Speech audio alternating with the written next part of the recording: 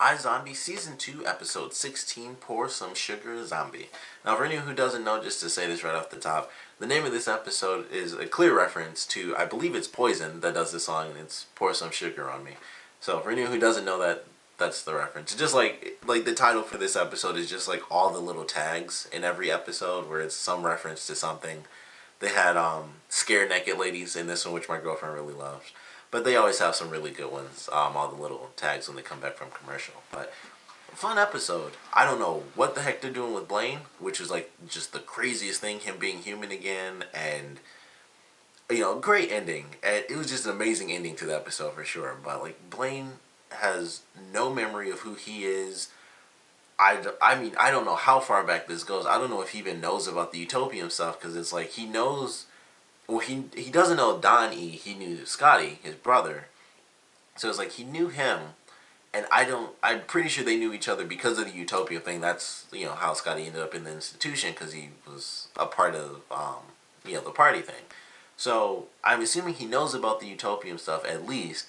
But I'm like, does he think he still works for Stacy Boss? Is this during the time mentally, is this the time where he was starting to betray him and try to go out on his own? Where is he mentally? Because he doesn't know Liv, he doesn't know Robbie, he doesn't know the zombie stuff. So this is like just it's pre-party. Clearly, it's pre all of that stuff. But it's just crazy. It's like, this is dangerous. He doesn't, he can't really be involved in the Utopian trade.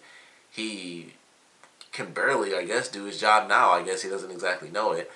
So he's in a very crazy position. Who knows, as far as this temporary cure, how long he's gonna be human now either.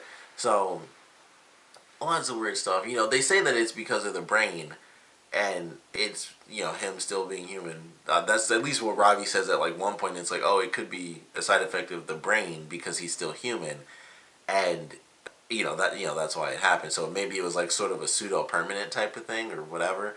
But that's just crazy. Like, he's messed up right now, and it could heal. I mean, the way Robbie said it is like, oh, it's just the brain and it'll wear off. But the way it was done is like, I don't think it will. It seems like a definitely a permanent thing, or at least a semi-permanent thing. Just means a long time.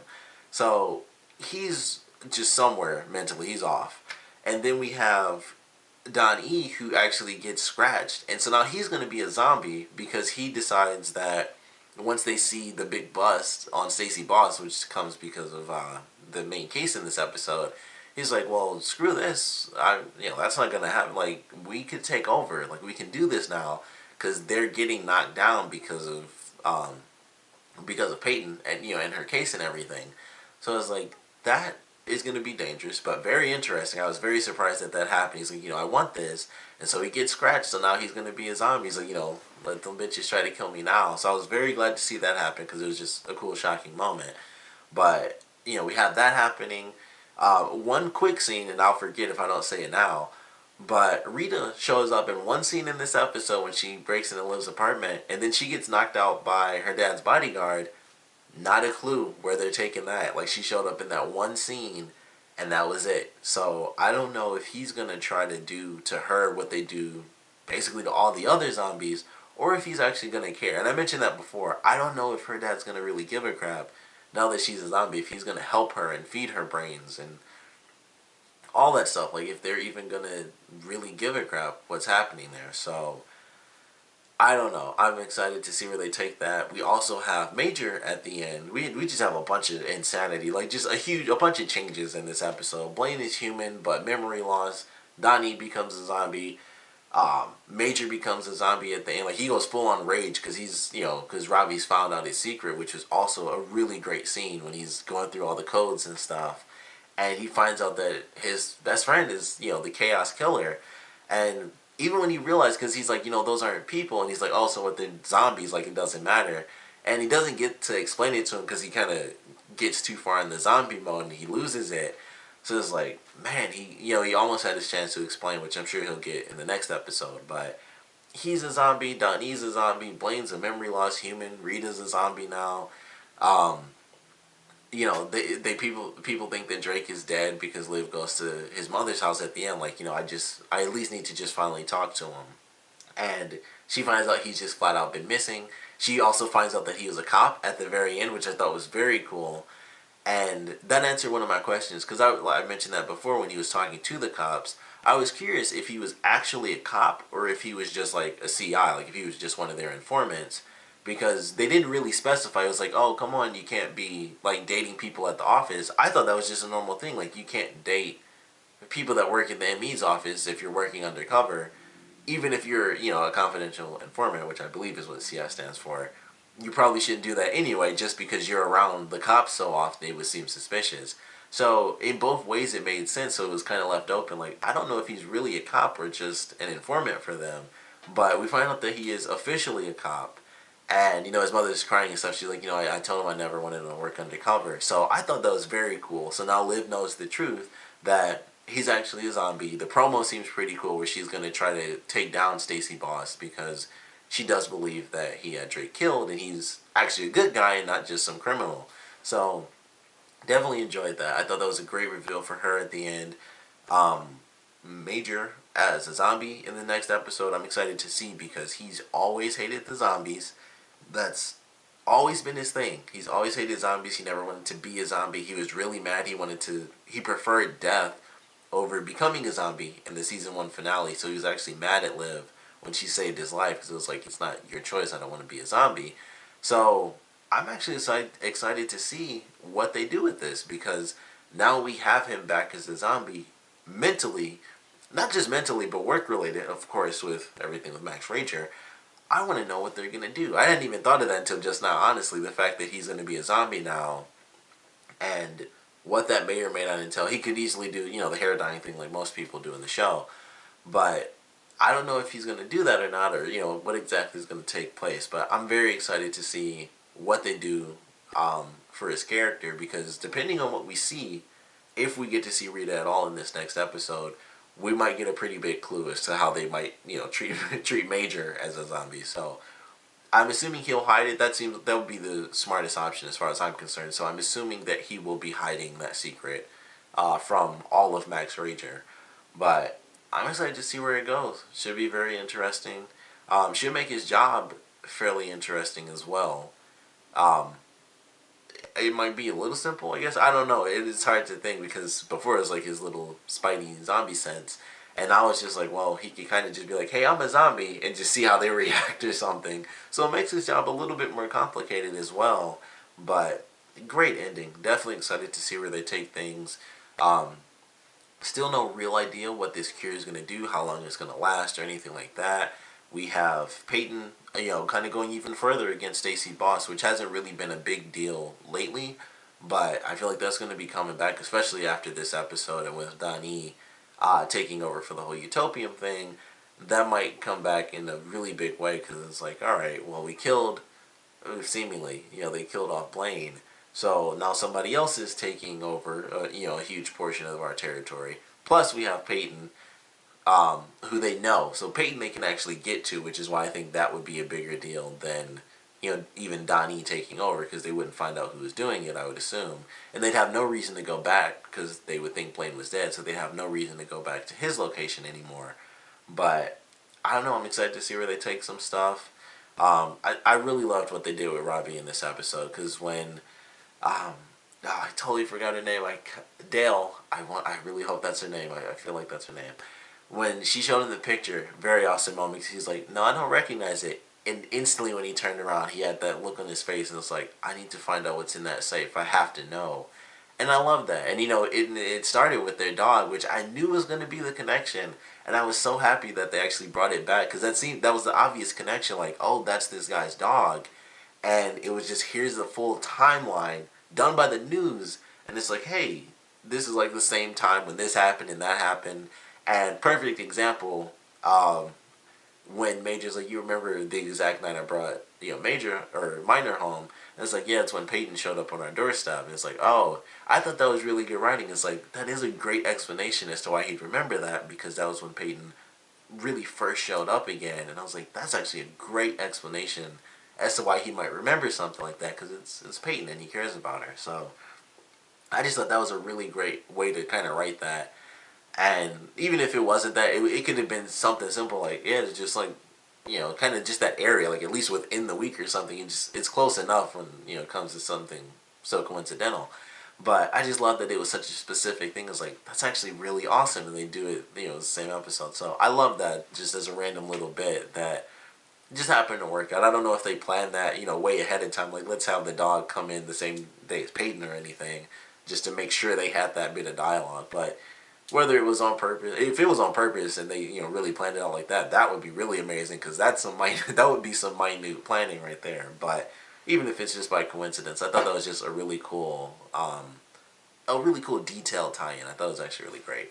But I love what they did with Robbie and how hurt he was at the end. That was a great scene for both of their characters. Like just Robbie being so upset, I thought was really good because we haven't really had that from him. So I love seeing that. And then Major just freaking out, like, I can explain all of this stuff, like, it's really weird, but then he can't explain it because he's getting so amped up, and he goes back into, becoming a zombie. So it's like, man, and it makes perfect sense. We got to see, it's been, like, I guess, a couple extra days, maybe a week or so, since Blaine, or no, I guess it's only been a day, technically, since Blaine took the thing, because he's, suffering the same stuff. So, it's only been maybe 3 or so days, because I think he showed up early on a different day. I believe it was a totally separate day when Robbie was going through the case. So it was maybe, I guess only about a day or so. Probably 3 or 4 days. So they were actually meant to turn into zombies really soon anyway. And, it just makes sense. It was just a little bit faster for Blaine, of course, because he was killed. But I think he was turning anyway.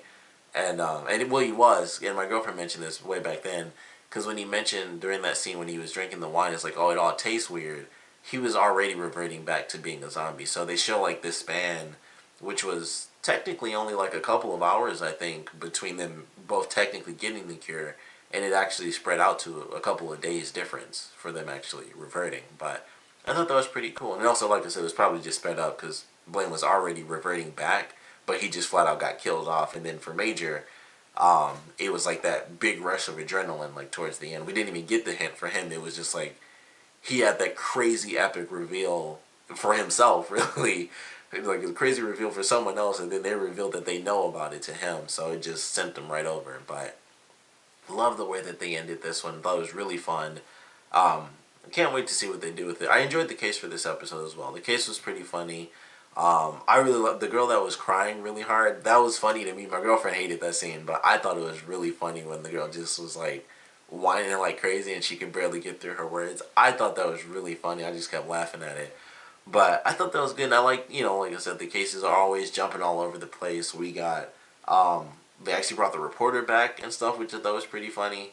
I always like seeing him because I think I mention this every time, but he plays Cosmo in Fairly Odd Parents. So every time I see him, I think of that, and Ned's Declassified because he was the janitor in it. So I always think of those characters because that's who he played, or he still plays Cosmo.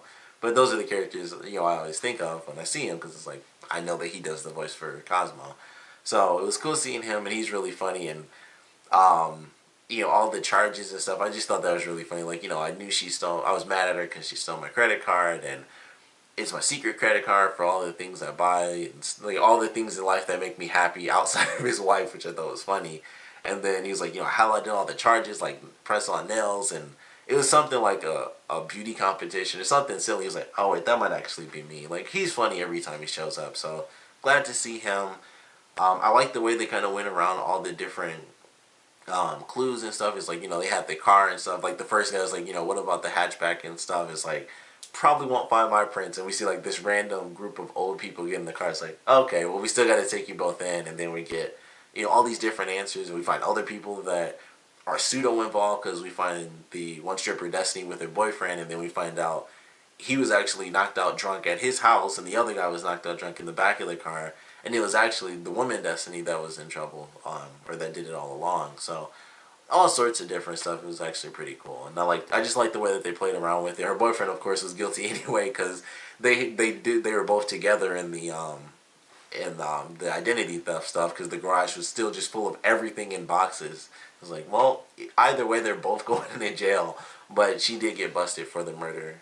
It's herself, but I just like the way it kind of went around. It was like this clear group of people, but it was just like, I bought this, but I didn't do this, and it was just like a cool way that they had it all tied together. But I really enjoyed it. I thought it was a cool case. Like I said, it had its funny moments and stuff, but overall, a really, really good episode. Really loved the ending.